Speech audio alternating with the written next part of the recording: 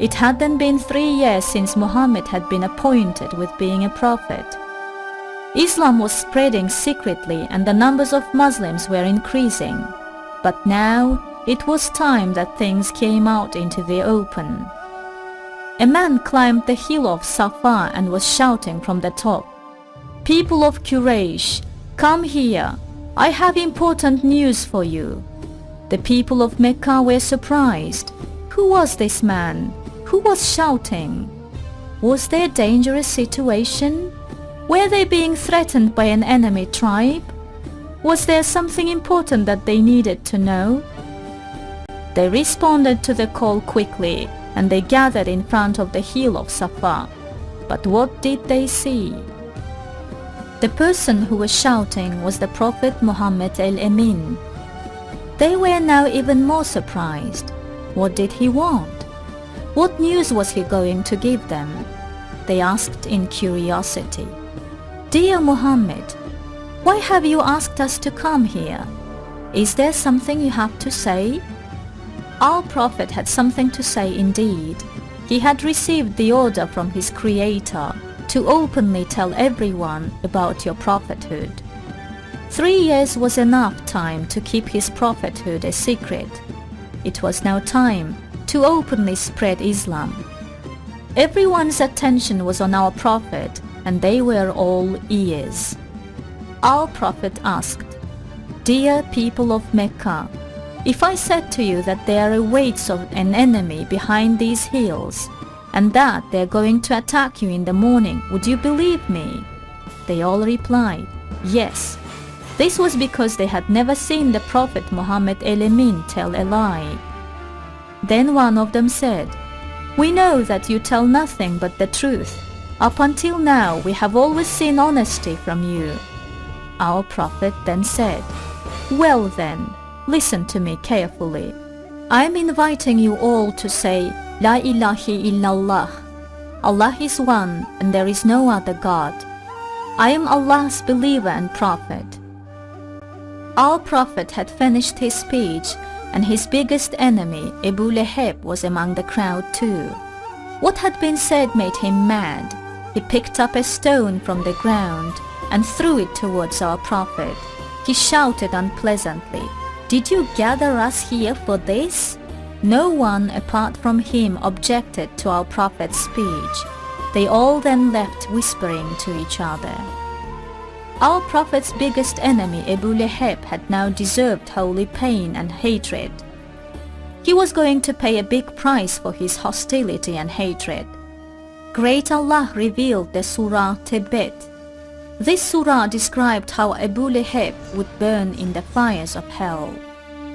Whoever would object to our Prophet, Allah would keep his heavenly light alive. Our Prophet was never shaken and didn't lose himself against these nasty actions. He never stopped telling people about his cause and the reason he became a prophet. The disbelievers were bothering our Prophet all the time. Their bad actions were increasing day by day. One of their leaders was Abu Jahl. He was taking great pleasure in harassing our Prophet. One day he swore that, "If I ever see Muhammad while he's praying, I will step on his neck and drag his head along the ground." Soon afterwards, our Prophet showed up.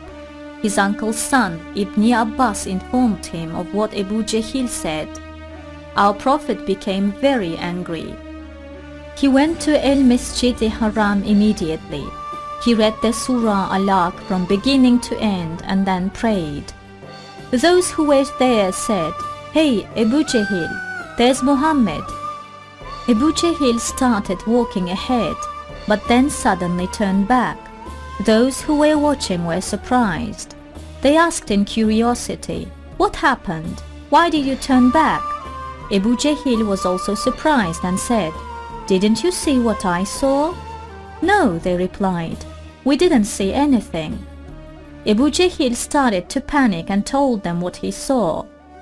"In the space between me and Muhammad, a hole of fire opened. That's why I turned back straight away." However, Abu Jahl didn't learn his lesson. He kept saying to people, If I see Muhammad while he's praying, I will step on his neck and drag his head along the ground." The next day, he went to get a big rock, but he could barely pick it up. At that very moment, our Prophet was praying. Abu Jahl saw this and picked up the rock. Just when he was about to hit our Prophet with it, he suddenly couldn't move. He stayed in this way until our Prophet finished praying. Rukane was a very famous wrestler who could never be beaten. No one could stand up to him. He was another one of the enemies of our Prophet. One day he came across our Prophet in a valley. He was full of anger and hatred. Our Prophet said, "Hey, Rukane, aren't you afraid of Allah?" Rukane answered rudely, "I would have been with you if I had believed the things you say." Our Prophet offered to wrestle with him and said, "If I win, will you believe that what I say is correct and true?" Rukane happily accepted his offer and said, "If you defeat me, I will follow the path of Allah." Our Prophet replied, "In that case, let's wrestle." They both got up. Rukane couldn't stand still from his arrogance and pride. He was sure that he would defeat our Prophet with one hit, but things didn't happen quite like that. In fact, the exact opposite happened, and our Prophet won at the first hit. Rukane couldn't believe what happened. He quickly got up and offered our Prophet to wrestle once more, and so they did. He lost the second time round too. Rukane was stunned and didn't know what to say. No one had beaten him until then. Not only that, he couldn't believe that he was beaten both times. The wrestler didn't know when to stop. He offered to wrestle for the third time and they did. Our Prophet once again defeated him. Rukane became extremely angry. He just didn't know what to do. He had promised that, "If you win, I will believe you are a prophet." He had lost 3 times, but he didn't want to believe and follow that path. He said, "To be honest, I'm incredibly surprised at what's happened." Our Prophet said, "There are things much more surprising than this.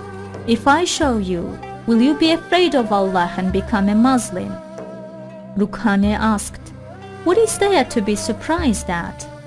Our Prophet said, "Let me call this tree and just see it comes towards me." Rukane thought that this was impossible. He said jokingly, "Okay, call it then and let's see it come over." Our Prophet ordered the tree to come over in front of this disbeliever. "Come to me by the will of Allah." The tree didn't take long to reply to this order, and it came over and stood in front of our Prophet. Rukane's eyes opened wide, but the eyes of his heart were still closed. This time, he asked our Prophet to send the tree back to its place. Our Prophet said to the tree, "Go back to your place by the will of Allah," and the tree did as it was told. Our Prophet then said, "Rukane, now become a Muslim." Rukane resisted in becoming a believer. His pride was preventing him from doing so. Rukane couldn't even listen as much as the tree had. Even the dry, soulless trees listened to our Prophet by the will of Allah. Those who didn't believe put themselves in a worse position than the dry trees. Our Prophet was calling people to the way of Allah without stopping. He was becoming more successful, and the number of the Muslims was increasing each and every day. However, this was making the disbelievers angry. They wanted to stop our Prophet from spreading the word of Islam.